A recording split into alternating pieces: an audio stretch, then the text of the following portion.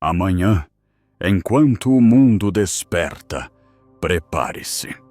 Você se encontrará com aqueles que tropeçam no caminho, com os portadores da ingratidão, os arquitetos do ruído, os mestres da distração, os que se perdem na inveja e os que preferem o silêncio do isolamento.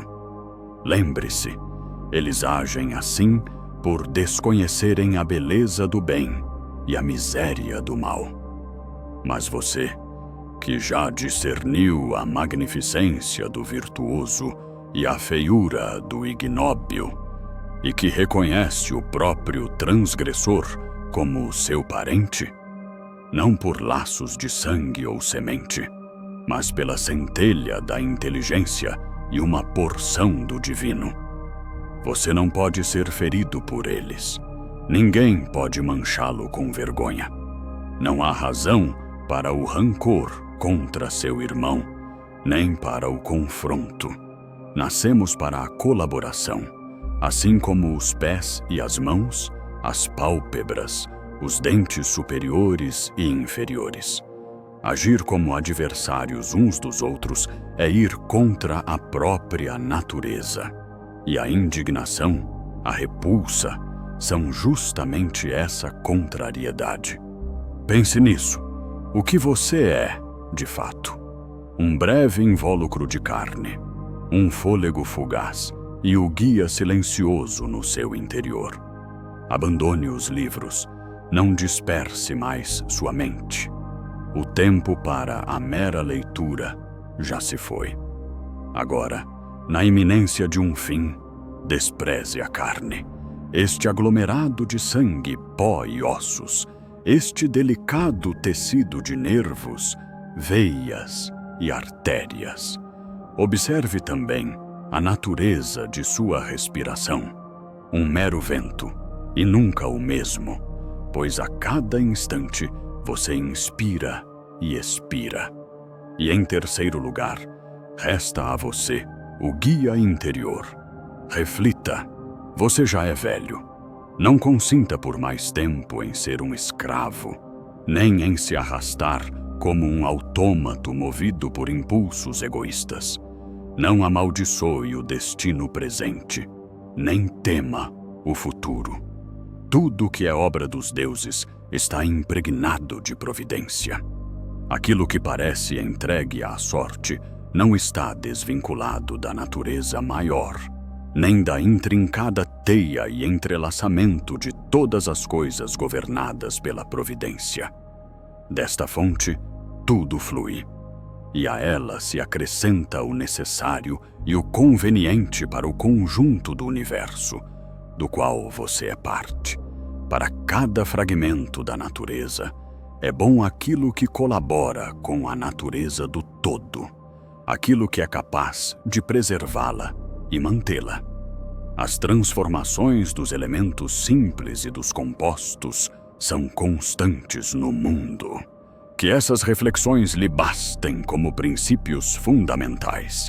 Afaste sua sede de livros para não morrer amargurado, mas sim verdadeiramente resignado e com o coração grato aos deuses. Repare, por quanto tempo vem adiando isso? Quantas vezes recebeu avisos prévios dos deuses sem aproveitá-los?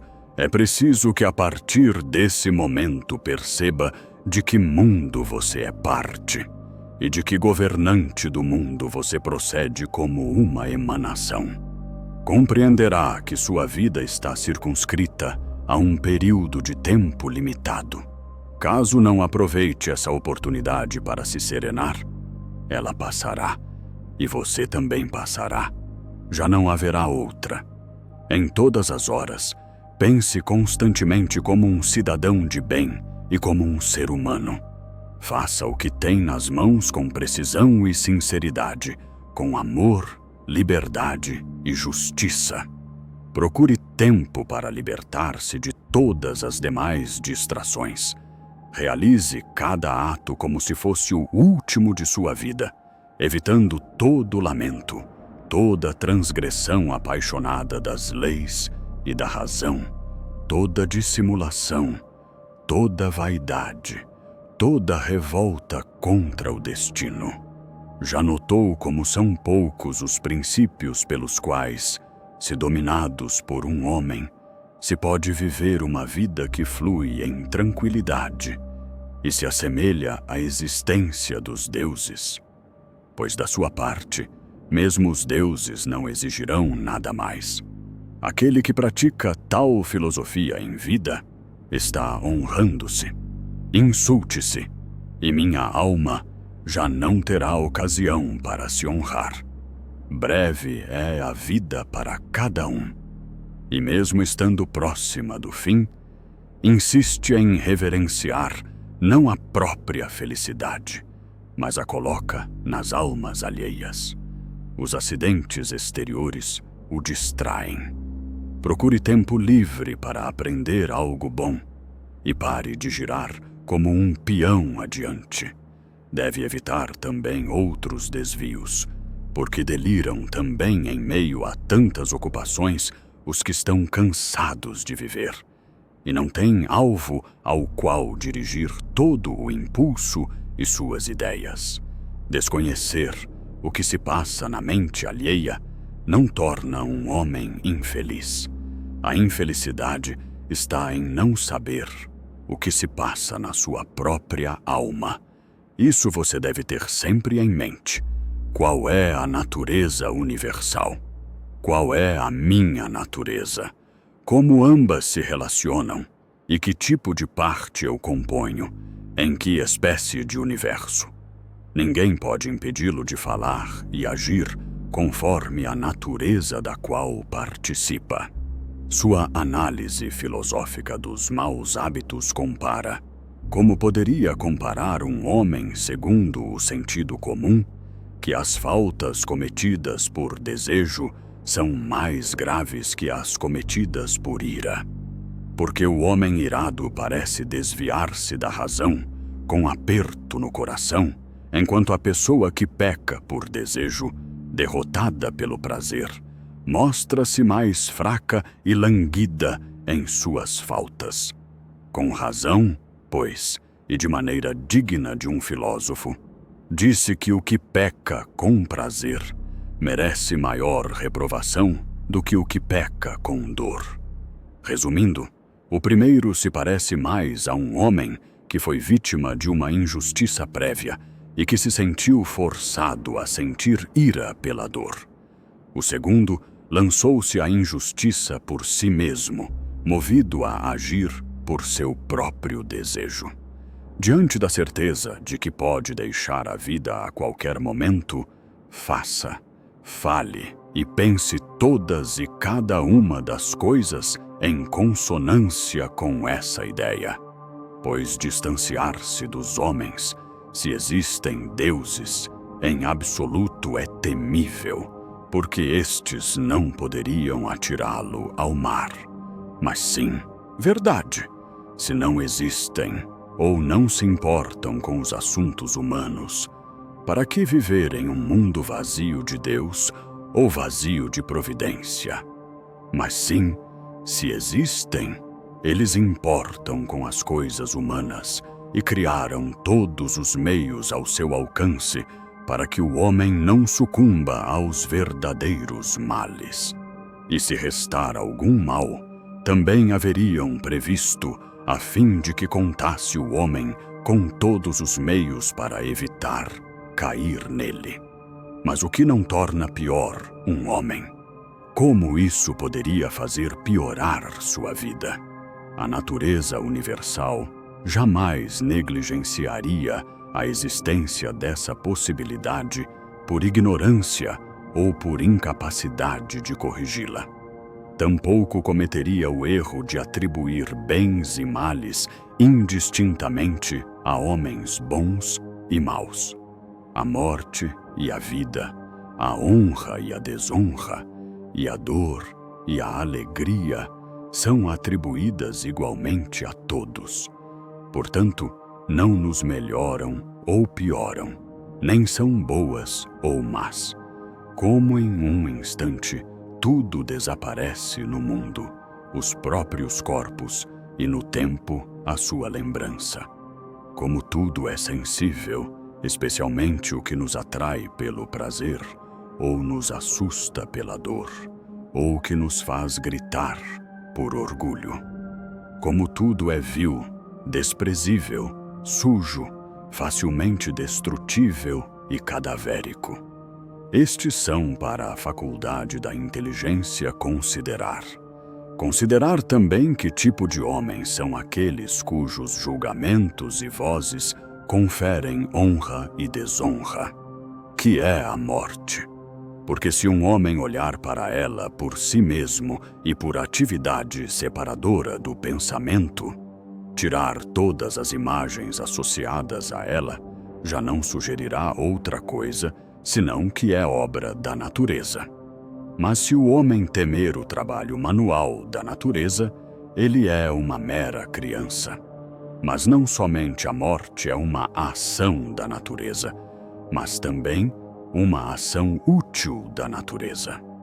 Nada mais infeliz que o homem que percorre em círculo todas as coisas e que pergunta sobre o que há embaixo da terra, e que busca mediante conjecturas o que ocorre na alma do vizinho, mas sem perceber que é necessário apenas estar junto à única divindade que habita seu interior e ser seu sincero servo. E o culto que se deve a essa divindade consiste em preservá-la cura da paixão, da falta de reflexões e do desgosto contra o que procede dos deuses e dos homens. Porque o que procede dos deuses é respeitável por excelência, mas o que procede dos homens nus é querido por nosso parentesco e às vezes, inclusive, de certa forma, inspira compaixão por sua ignorância acerca do bem e do mal, uma falha que nos impede de discernir entre o claro e o escuro. Ainda que pudesse viver 3.000 anos e outras tantas vezes quanto 10.000 anos, lembre-se de que ninguém perde outra vida além da que vive, nem vive outra além da que perde. Logo, a vida mais longa e a mais curta se tornam iguais. O presente, de fato, é igual para todos. O que se perde é também igual, e o que se separa é evidentemente um simples instante. Assim, nem o passado nem o futuro podem ser perdidos, porque o que não se tem, como alguém nos poderia tirar? Tenha sempre presente, portanto, estas duas coisas. Uma, que tudo desde sempre se apresenta de forma igual e descreve os mesmos círculos, e nada importa que se contemple a mesma coisa durante 100 anos, 200 ou por um tempo indefinido. A outra, que o que viveu mais tempo e o que morrerá mais prematuramente sofrem perda idêntica. Porque somente podemos ser privados do presente, posto que possuímos apenas o presente, e o que não se possui não se pode perder. Tudo é uma questão de opinião. É isso que diz o cínico Monemo, e da mesma forma, se alguém extrai de sua opinião o que ela traz de verdade e a reflete adiante, estará igualmente se manifestando. A alma humana se rebaixa quando se rebela contra os acontecimentos da natureza, porque incomodar-se com algum acontecimento é uma separação da natureza, em cuja parcela estão abrigadas as naturezas de cada um dos seres restantes. Em segundo lugar, confronta-se também quando concebe aversão por alguém e se inflama de desejos maldosos, quando se deixa vencer pelo prazer ou pela dor, quando dissimula, age ou fala sem franqueza contra a verdade, quando não dirige para um alvo determinado sua atividade e suas tendências, fazendo seja o que for ao acaso. Pois até as menores ações devem ser ordenadas segundo a sua finalidade. E a finalidade dos seres racionais é obedecer à razão e à lei da cidade e sua constituição mais venerável. O tempo da vida humana é um ponto, e sua substância é um fluxo. Só sensação, trevas, a composição do conjunto do corpo, facilmente corruptível. Sua alma, um remoinho. Sua felicidade, algo difícil de conjecturar. Sua fama, indecifrável. Em poucas palavras, tudo que pertence ao corpo. Um rio, sonho e vapor. O que é próprio da alma, a vida, a guerra e estância em terra estranha. A fama póstuma, esquecimento. O que pode então nos acompanhar?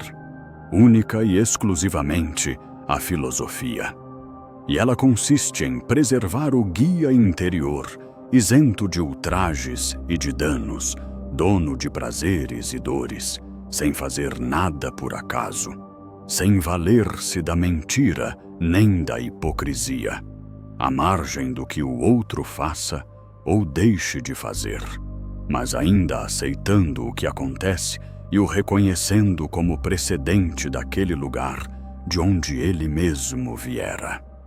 E principalmente, aguardando a morte com pensamento favorável, com a convicção de que a morte não é outra coisa além da dissolução de elementos que compõem cada ser vivo. E se para os mesmos elementos não existe nada de temível no fato de que cada um se transforma continuamente em outro, por que temer a transformação e dissolução de todas as coisas? Pois isto está de acordo com a natureza, e nada constitui mal se está em conformidade com a natureza.